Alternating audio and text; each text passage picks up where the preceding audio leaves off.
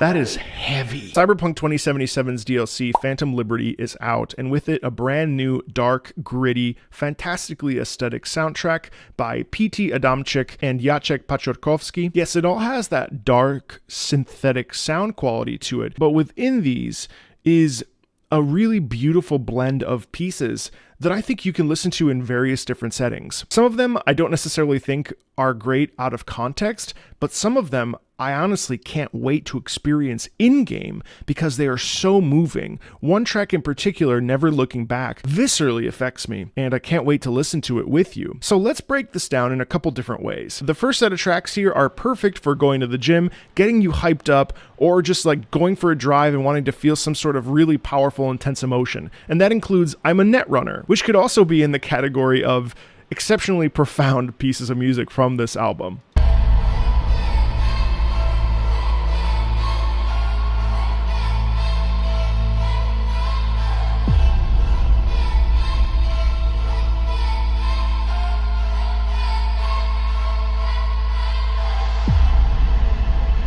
The use here of this classic Eastern European Slavic sound quality mixed with this dark synthetic is absolutely interesting, diverse, and incredibly unique to the world of Cyberpunk. And I think it is one of these tracks that I wish could see the light of day in a more popular and broad sense, that beyond the medium of video games, because it is that deep and that rich and that profound.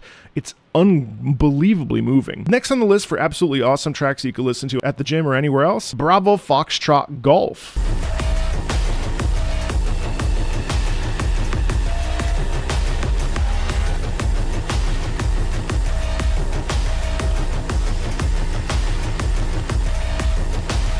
It's a really brutal, visceral track that I really am into. The next track you can listen to at the gym or anywhere really that's an absolute banger is Infiltration Compromised. It's a little bit slower, but I think it still gets the job done.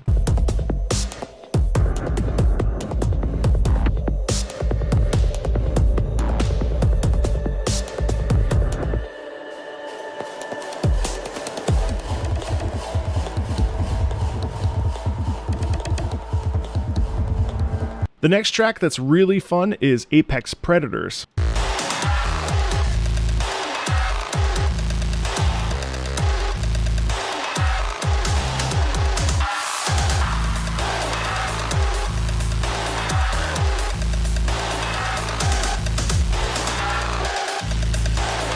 What I love about this track is the syncopated rhythms. It has an inherent feeling of sitting on edge that makes you just want to sit up slightly. It's very powerful, very demanding, and very visceral, which most of the soundtrack is extremely visceral, especially as we move into some of the other tracks. There is an inherent quality in here that is profoundly dark and aesthetically very uncomfortable. It really pushes you to your limits in some ways. And one of the things that I maybe don't like about this soundtrack is that a lot of the tracks take a little bit of time to go somewhere. There's a lot of downtime as we wait for things to happen and things to sort of build, but usually the build is very worth it. But there are a couple tracks that are intentionally slow for quite a while that I think they're kind of uncomfortable because they allude to mystery and betrayal, not being able to trust and in the characters that you're talking to. And there's a quality in here that is very bleak, which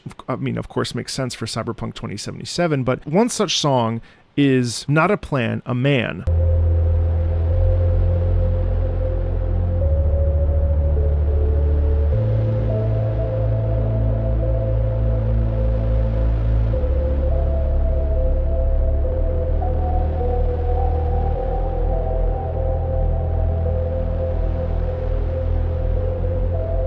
That dark synthetic sound quality in there really digs deep, and it really does feel like goosebumps almost. Like reflecting on a person that we're interacting with, not a plan, a man, connecting to a person in the game that makes it feel very fearful. It's very, I think, visceral. Another track that I really feel is very intense is Just Another Weapon.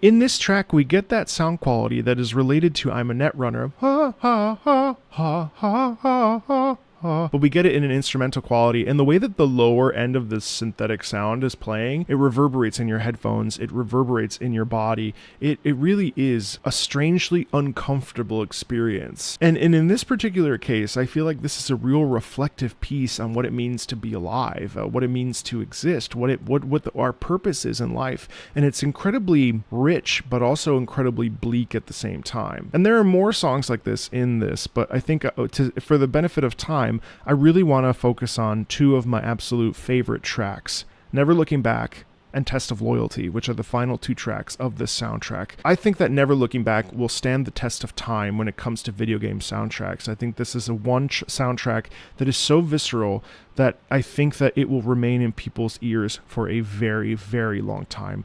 I'm going to stop and start as I go and break this one down as I typically do on this channel. I hope you'll join me for the ride and enjoy the experience with me.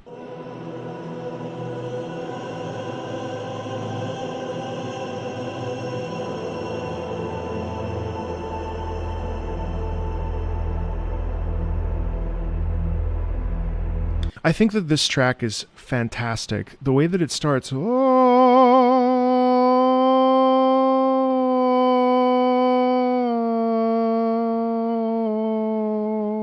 are half steps. That is pain. I think in this particular instance, I feel like V will die. I haven't played Phantom Liberty. In fact, I haven't even played Cyberpunk. I'm working my way through that right now in my own time, especially now that Phantom Liberty's come out. But there is a profound sense of dread in this music, and we haven't even started yet. This is the first 14 seconds, and yet we have this incredible feeling of visceral loss, and it really is a heavy weight that's on our chest as we reflect on what is the emptiness of life at times, and it feels so bleak and it feels so desperate. But let's keep going.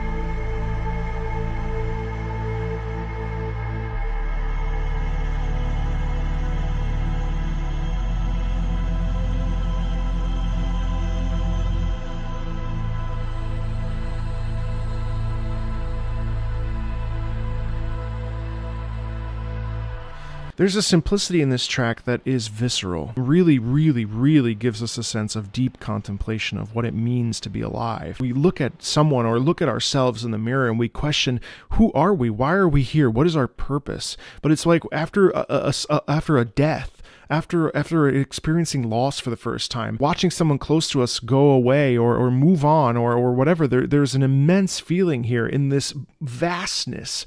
Sonorally, there's a vastness here that is incredibly profound. And it's odd because when we think of music, we know that music is profound, but we don't necessarily think about how vast this is. There's no movement here. It's almost like an ambient spatial quality. We don't get the movement until a little bit in, but this feeling itself feels like this weight, like I mentioned earlier, and it doesn't release, it doesn't let up. I get goosebumps thinking about it because it's just like, it's almost like you can't breathe.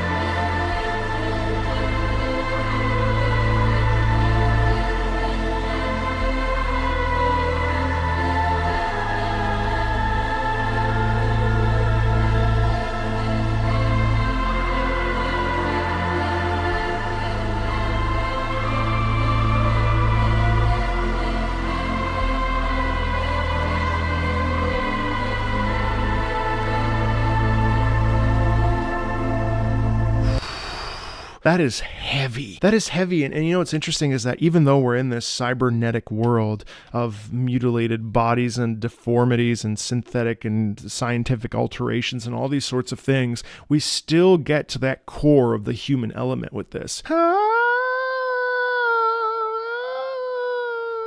White singing, as is a term that I've come to understand of from a Slavic perspective, which is basically no vibrato, no soft palate, no lowered larynx. It's essentially a primal scream. And it's interesting that in this particular track, if we do some rewinding,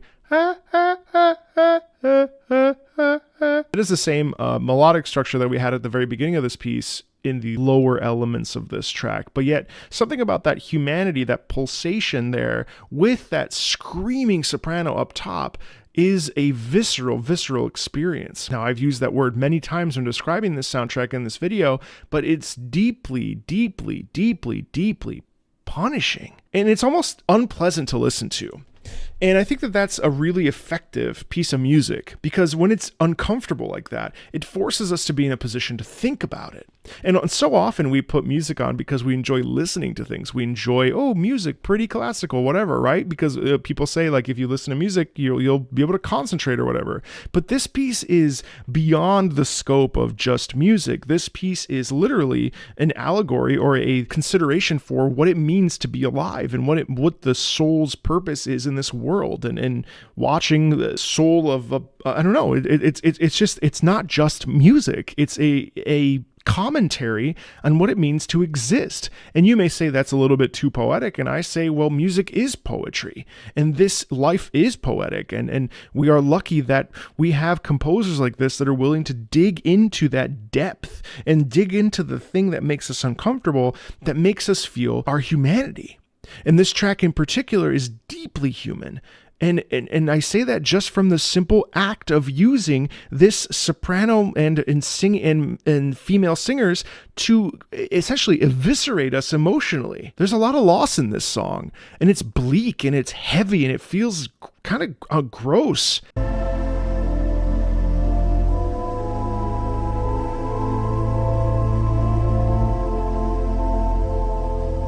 Now we get this sort of muted organ. And if we think about the organ in this particular sound column and in this particular soundscape, this feels like a funeral march. It's like sitting in a church pew, and it's nothing positive. This soundscape is deeply introspective, deeply reflective, deeply full of languishing and loss, and the organ highlights that and makes me think of going to a funeral, a Catholic mass, a Catholic funeral. And that feeling of losing control is very apparent to me.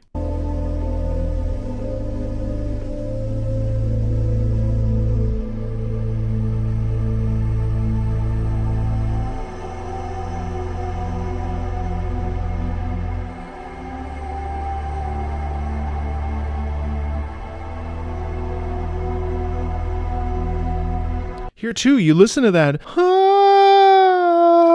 it's plaintive, it's moaning, it's like an outcry, even an internal cry. Oh my God, it's so powerful.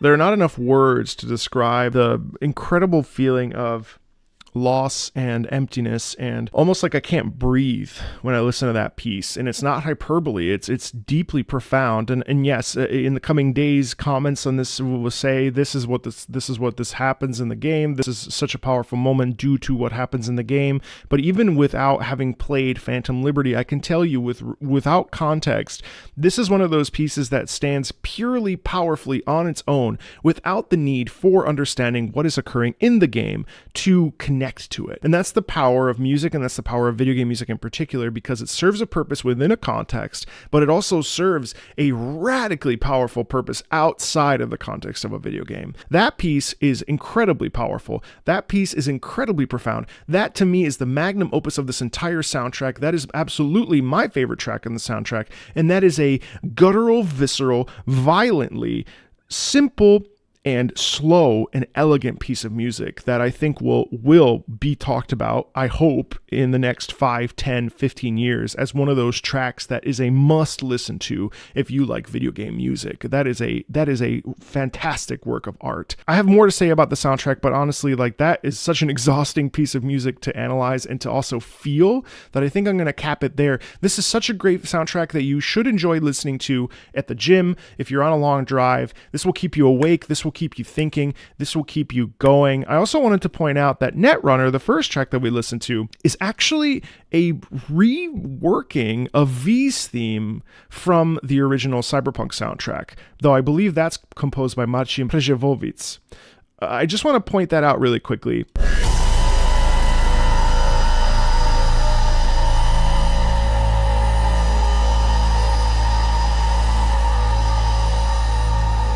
That's how I'm a Netrunner starts, but then check this out. Similar. Obviously, that's the main menu music. The way that I'm a Netrunner is different is that we get that chant in here, right at the beginning, middle half, and then near the end of it,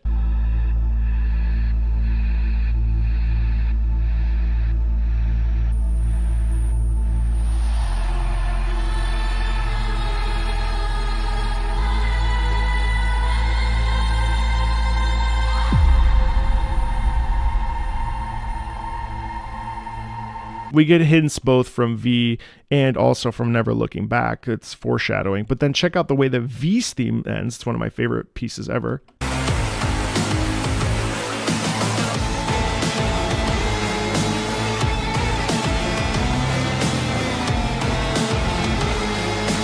So I find it interesting how we take Cyberpunk 2077's soundtrack and then we layer that idea onto Phantom Liberty. And Phantom Liberty's soundtrack is actually way more visceral and emotionally exposed and very sort of, blood on the ground, if you will. It's a brutal soundtrack that I think is satisfying and delicate while also being violent and sonorily very guttural.